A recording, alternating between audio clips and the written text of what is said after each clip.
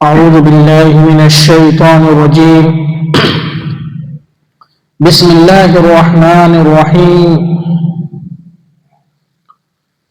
عن أبي هريرة قال قال رسول الله صلى الله عليه وسلم: لو يعلم الناس ما في النداء والصف الأول ثم لم يجدوا إلا أن يستهموا عليه لاستهموا، ولو يعلمون ما في التهجير لاستبقوا إليه، ولو يعلمون ما في العتمة والصبح لأتوهما ولو حبوا۔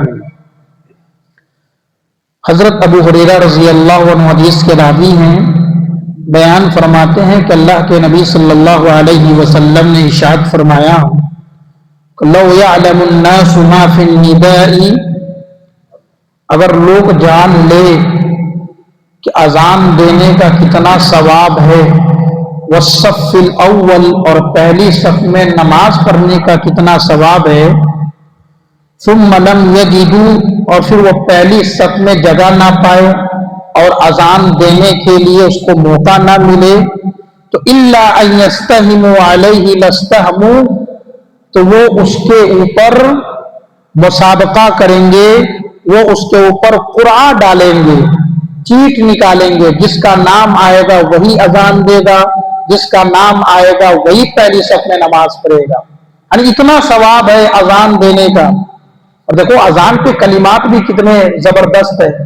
ہم پہلے اللہ اکبر کہتے ہیں، اللہ سب سے بڑا ہے، ہم گواہی دے رہے ہوتے ہیں، پھر ہم گواہی دیتے ہیں کہ اشہد ان لا الہ الا اللہ، میں گواہی دیتا ہوں کہ اللہ کے سوا کوئی معبود نہیں، پھر محمد الرسول اللہ کی گواہی دیتے ہیں کہ محمد صلی اللہ علیہ وسلم اللہ کے بندے، اس کے رسول ہے، پھر اچھا کام کرتے ہیں، حی علی الصلاۃ، لوگوں کو بلا رہے آؤ نماز کے لیے، حی علی الفلاح، آؤ کامیابی کی طرف۔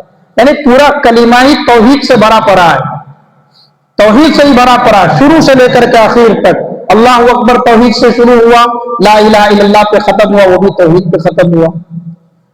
تو اگر کوئی جان جائے کہ اس کی فضیلت کتنی ہے، اس لیے کہا جاتا ہے نا کہ مؤذن جو ہوتا ہے، جو اذان دینے والا ہوتا ہے، قیامت کے دن اس کی گردن سب سے زیادہ لمبی ہوگی۔ اذان دینے والے کا، اذان دینے کا کتنا ثواب ہے۔ اذان دینے کا لوگ سب سے پیچھے رہتے ہیں اذان دینے میں، اور اذان دینے والوں کو لوگ حقیر سمجھتے ہیں۔ ہمارے یہاں کہ جو اذان دیتے ہیں وہ سب سے حقیر آدمی دے گا اذان، محلے کا وہی اذان دیتا ہے جو سب سے گیا گزرا ہے۔ لیکن اذان والے جو لوگ ہوں گے وہ قیامت کے دن ان کی گردنیں سب سے اونچی ہوگی، سب سے اونچی گردن ہوگی، اور یہ انعام ہے گردنیں اونچی ہونا۔ ہم دنیا میں بھی چاہتے ہیں کہ ہم لمبے رہیں، سب سے اونچے ہم ہی رہیں، ہمارا قد سب سے اونچا رہے، لیکن قیامت کے دن سب سے اونچا قد ان کا رہے گا جو لوگ اذان دیتے ہیں۔ تو جن لوگوں کو اذان کا ثواب پتہ ہو جائے کہ اذان دینے میں کتنا ثواب ہے، وہ اس کے لیے پرچی نکالے گا، قرعہ لگائے گا کہ ہم اذان دیں گے، پہلے سے مسجد میں حاضر ہوگا، ہم اذان دیں گے، اذان دینے کا اتنا ثواب ہے۔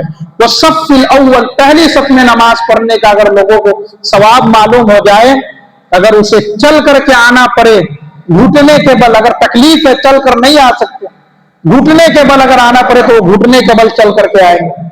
اگر گھٹنے کے بل نہیں چل سکتے ہیں تو اپنے سرین پیچھے سے اگر ایسے گھسیٹ کر کے مسجد آئیں گے کہ ہم پہلی صف میں جائیں۔ دیکھو کتنا ثواب ہے، کتنا مشکل ہوگا گھٹنے کے بل آنے سے اور سرین کے بل پہ چل کر کے آنا، لیکن ثواب کتنا زیادہ ہے کہ اگر کسی کو اس کا ثواب معلوم ہو جائے تو اس طریقے سے بھی وہ حاضری دے گا۔ اس سے پتہ چلتا ہے کہ اللہ کے نبی صلی اللہ علیہ وسلم نے اور شریعت نے اس کا بہت زیادہ ثواب رکھا ہے، پہلی صف میں نماز پڑھنے کا۔ ہم سب انتظار کرتے ہیں، بارہ کہا جاتا ہے کہ اذان کے بعد 20 منٹ کا وقفہ ہے، بہت زیادہ وقفہ ہوتا ہے۔ ہم تو کہتے ہیں فجر تک وقفہ دیا جائے تب بھی کم ہے، 20 منٹ کا وقفہ ہوتا ہے۔ ہم انتظار کرتے ہیں کہ اچھا 5 منٹ بعد چلتے ہیں، شروع کرتے ہیں۔ ہو سکتا ہے کہ آپ استنجا کے لیے نکلو، شیطان آپ کے دل میں یہ خیال پیدا کر لے باتھ روم بھی کر لو تھوڑا سا، ہو سکتا ہے تھوڑی سی باتھ روم آ رہی ہے۔ تو شیطان تو یہ خلل ہمارے ساتھ ہر وقت لگا ہوا نا، شیطان ہمارا رکعت چھڑوانے کے لیے شیطان لگا پڑا ہے۔ وہ چاہتا ہے کہ پورا ثواب نہ ملے، وہ چاہتا ہے کہ آپ کو کم ثواب ملے۔ جو لوگ پہلی صف میں ہیں، جو لوگ امام کے ساتھ اللہ اکبر کہیں ہیں ساتھ میں، ان کے ثواب میں جو لوگ پیچھے آئے ان کے ثواب میں فرق ہے۔ تو شیطان کو چاہتا ہے اب نماز تو پڑھ لو، لیکن آدھی ادھوری نماز کرو، کم ثواب ملے گا۔ لیکن ہمیں کم ثواب نہیں, ہمیں شیطان سے جہاد کرنا ہے, ہمیں شیطان سے لڑ کر کے آنا ہے. شیطان تو نماز کی حالت میں بھی زبردستی پھونک مارتا ہے, کہتا ہے تو نے تو ہوا خارج کیا ہے, تو نے تو یہ خلل پیدا کرتا ہے. شیطان ہمارا دشمن ہے, یہ لگا پڑا ہے ہمارے نماز کو خراب کرنے کے لیے. لیکن ہمیں شیطان سے جہاد کرنا ہے, ہمیں شیطان سے ہی تو مقابلہ کرنا ہے جو ہمارا سب سے بڑا دشمن ہے. ہم سب دوسرے کو دشمن بنا رکھے ہیں, اپنے بھائی کو دشمن بنا رکھے ہیں, اپنے چاچا کو دشمن بنا رکھے ہیں, اپنے پڑوسی کو دشمن بنا رکھے ہیں. ارے دشمن تو ہمارا شیطان ہے جو دن رات ہمیں جنت سے نکلوانے پہ تلا ہوا ہے. جس جنت کا وعدہ ہم سے کیا گیا ہے اس جنت سے ہمیں نکلوانے کے لیے تلا ہوا ہے. ہمیں ان سے مقابلہ کرنا, دن رات ہمیں ان سے مقابلہ کرنا ہوگا, کیونکہ شیطان ہمیں پوری طریقے سے گرفت کر چکا ہے. تو ہمیں شیطان سے ہارنا نہیں ہے بلکہ ہمیں شیطان سے جیتنا ہے. جب ہم یہ سب کام کریں گے نا تو شیطان روتا ہے, شیطان روتا ہے کہ دیکھو اس نے تو اللہ کی بات مانی, ہماری بات کا انکار, کس سے بڑی تکلیف ہوتی ہے. ہمیں شیطان کو تکلیف دینا نہ کہ شیطان کو راضی کرنا ہے.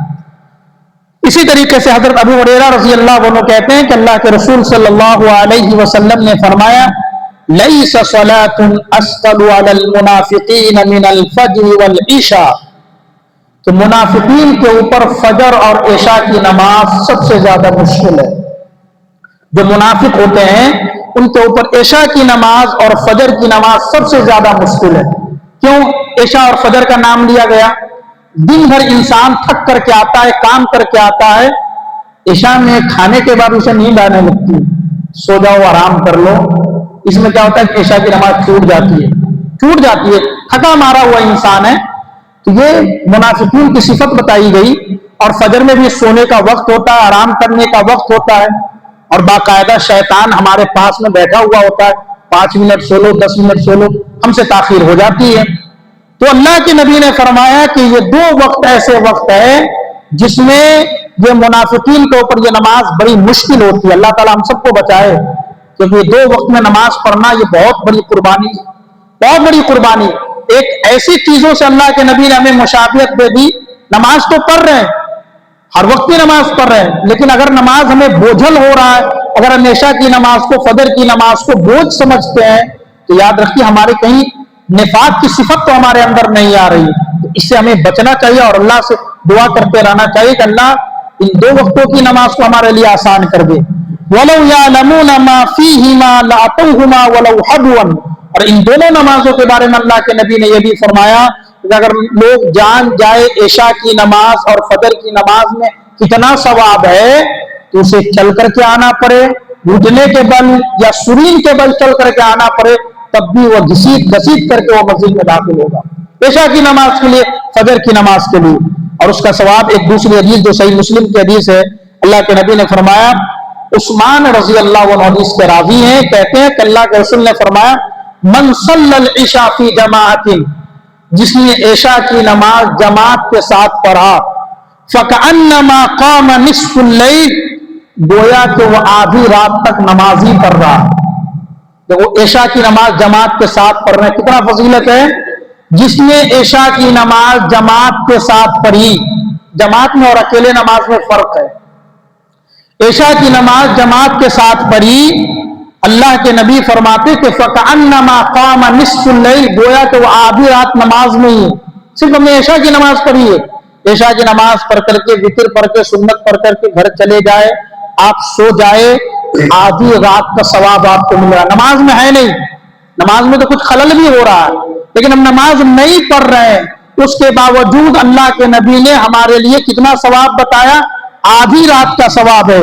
وَمَنْ صَلَّى الصُّبْحَ فِي جَمَاعَةٍ, اور کسی نے صبح کی نماز جماعت کے ساتھ پڑھ لیا, فَكَأَنَّمَا صَلَّى اللَّيْلَ كُلُّهُ, اسے گویا کہ پوری رات کا ثواب لکھ دیا جاتا ہے. لیکن ہم تہجد کے لیے مار پیٹ کرتے کہ ہم تہجد کب پڑھیں گے, 12:30 بجے رات میں پڑھیں گے کہ سحری کے وقت میں پڑھیں گے, مار پیٹ کرتے ہیں تہجد کے لیے, پوچھتے کتنے مسائل آتے ہیں. اتنا کرنے کی کیا ضرورت ہے, یہ 5 وقتہ نماز کی پابندی کر لے.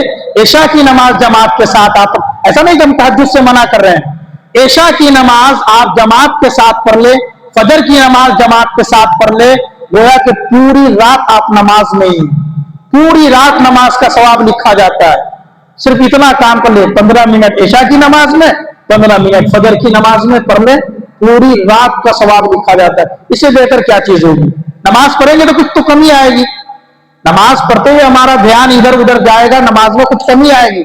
لیکن ہم نے ان 2 وقتوں کے نماز کو پڑھا، ہمیں پورا کا پورا ثواب مل رہا ہے، پوری رات کا، پوری رات نماز پڑھنے کا ثواب مل رہا ہے۔ تو ہمیں ان 2 نمازوں کی پابندی بہت ضروری ہے، اور یہ منافقین کے اوپر یہ 2 نماز سب سے بھاری ہے، سب سے مشکل ہے، یہ 2 نمازوں کو جماعت کے ساتھ پڑھنا۔